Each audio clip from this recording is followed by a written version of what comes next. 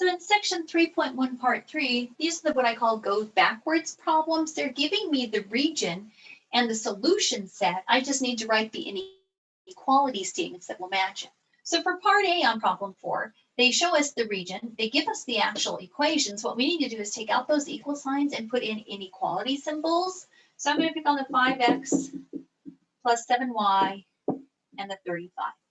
We know that it's shading above it. So we want 0, the origin, to be a false statement. So when I test the origin, I need a false statement. So if I come in and put in a greater than or equal to, we'd have a 0 plus 0 greater than or equal to 35, which is false, which is what we need it to be. So instead of shading down, we would shade above. That works. About the 2x minus y compared to the 2. So again, that one is pointing away from the origin. So I want the origin to be a false statement. So we want 0 to be not greater than or equal to 2. So let's try a greater than or equal to and see if that works. So that would give me 0 greater than or equal to 2, also a false statement. So again, the origin is not part of the shading for that inequality symbol. So both of those are greater than or equal to. Finally, the x equal 4 is the easier one.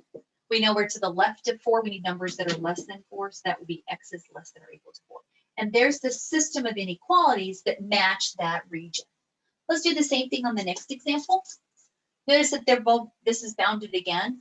What we need to make sure we do on this guy is include the x and y greater than or equal to 0 because we're in the first quadrant. It doesn't extend beyond the x and y axis. So that tackles this line and this line that are really not written in, but we know have to be included. What about the 5x plus 2y and the 20? Okay, it does point towards the origin, so we want the inequality symbol to make sure that 0 is less than or equal to 20. So we'll put a less than or equal to in. 0 is less than or equal to 20, which is a true statement. The other one, which is x plus 2y and 8, again, that one's also pointing towards the origin. Everything's pointing towards the origin. So we need this to be true when we plug in 0. So 0 is, yes, indeed, less than or equal to 8. Much easier to do if it's a true statement. And there's the system of inequalities that matches that graph. And then finally, to wrap up the section, they're giving us an application problem and asking us to write the inequalities. So this is example 5. The Peninsula Brass Band will hold a semi-annual concert in a community center that has a seating capacity of 500. The band expects at least 200 season ticket holders will attend the concert, and that at least 100 non-season ticket holders will attend the concert. Write a system of linear inequalities that gives the restrictions on the number of each type of ticket holder at the concert, then graph the solution set for the system of linear inequalities. Let's come in and let x be the number of season ticket holders because they are mentioned first. So season ticket holders. And we'll let y be the number of non-season ticket holders. Okay, we know all together that the number of people attending can't be larger than 500, so it has to be less than 500 because that's the only seats we've got. The band expects at least 200 season ticket holders, so that means x has to be greater than or equal to 200, and at least 100 non-season ticket holders. So y is greater than or equal to 100. And there's our system of inequalities. Now we just have to come in and graph it and figure out what the region is.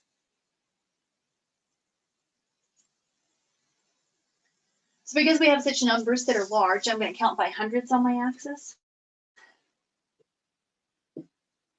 So 1, 2, 3, 4, 5. So here's 100.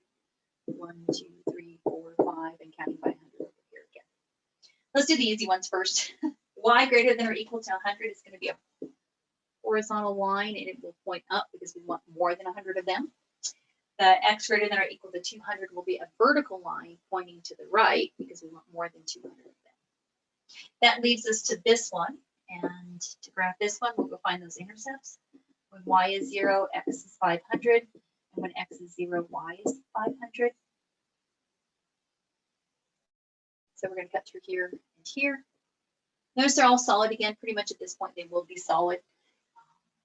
And we need less than or equal to, picking the test point of the origin.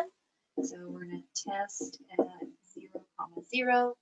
0 is, yes, indeed, less than or equal to 500. So we want to go towards the origin. So there's the graph, and now we just have to find the region. In order to satisfy the inequalities, we're going to be right here. So both the vertical line and the horizontal line are pointing towards it. In terms of the slanted line, it also points towards it. There it is. There's our system of inequalities that satisfies this set of inequalities. So, and that wraps up section 3.1 for us. Next, we'll start section 3.2, which is what linear programming is all about.